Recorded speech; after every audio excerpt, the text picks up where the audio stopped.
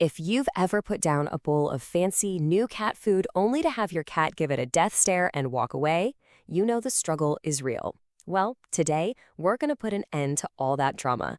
We've got a super simple, totally safe 10-day plan to get your pet switched over. No fuss, no muss. Let's jump right in. So let's start with that all too familiar scene. You proudly presenting a bowl of healthy new food. Your cat giving you a look that says, "You have got to be kidding me," before turning its tail and leaving. Sound about right? You know, it's a question that drives so many of us crazy. You're just trying to do something good for them, right? So why the big fight? Are they just being stubborn? Well, as it turns out, it's not quite that simple. The real answer isn't about attitude, it's about biology. A cat's digestive system is actually incredibly sensitive. When you suddenly switch their food, you're throwing a whole new mix of proteins and fats at them, and it can really upset their stomach. So it's not just pickiness, it's their body telling us to please slow down. Okay, so now that we know why it's so tough, we can shift from the problem to the actual solution. And it's all about a structured, gradual plan. So let's walk through this 10-day strategy that's going to make the whole process completely stress-free for both of you. Here's a quick look at the whole journey. See? We start off slow with a gentle introduction, then we go 50-50, then we let the new food become the star, and finally, we make the complete switch. It's a nice, clear roadmap. All right, let's kick things off. For the first 2 days, we're keeping it really easy. You're just going to mix in a tiny bit, about 25% of the new stuff with 75% of their old, familiar food. Now, don't be surprised if your cat just sniffs it or even picks around it. That is totally okay. It's completely normal. Their system is just getting its first little taste. Okay, moving on to days 3 and 4. We're going 50-50. Half old, half new. By this point, your cat should be eating much more normally. Just a little heads up, though, you might notice their stools get a bit softer. As long as it's not full-on diarrhea, this is just a normal part of the adjustment process. And here we are at the turning point. On days 5 and 6, the new food really takes over, making up 75% of the meal. This is where the magic is happening on the inside.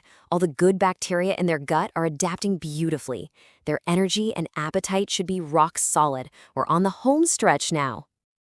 And here we are at the finish line. From day 7 on, it's 100% new food. By now, their digestion should be totally stable, their stools should be back to normal, and congratulations! The new food is officially the new routine. You did it. Okay, but that's how it goes in a perfect world. What if you hit a little bump in the road? Because let's be honest, every cat is an individual. So let's talk about how to troubleshoot any issues so you can handle them like a total pro. If this transition is moving a bit too quickly for your cat's body, they will definitely let you know. You need to keep an eye out for these really clear signs.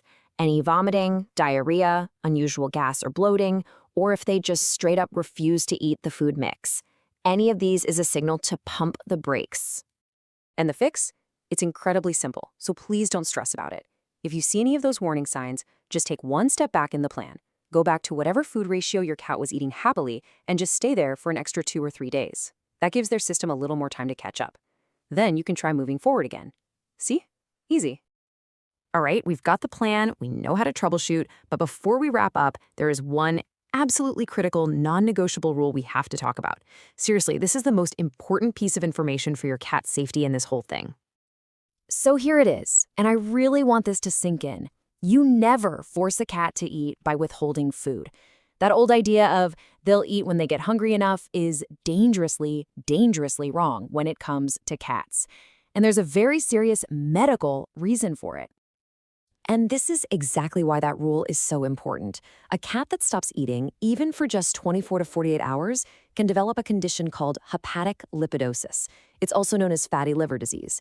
It is severe, it comes on fast, and it can be fatal. I really can't say it enough. This isn't a battle of wills. It's a massive health risk. So let's be crystal clear here.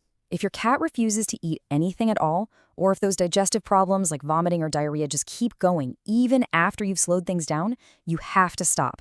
Pause the entire plan and call your veterinarian right away. Their health is always priority number 1. So there you have it. By taking this slow, patient, and safe approach, you're not just changing what's in their bowl. You're setting them up for a happy, healthy future. You've got the step-by-step plan, the troubleshooting guide, and the most important safety rule in your back pocket. So, are you ready to start your cat's happy food journey?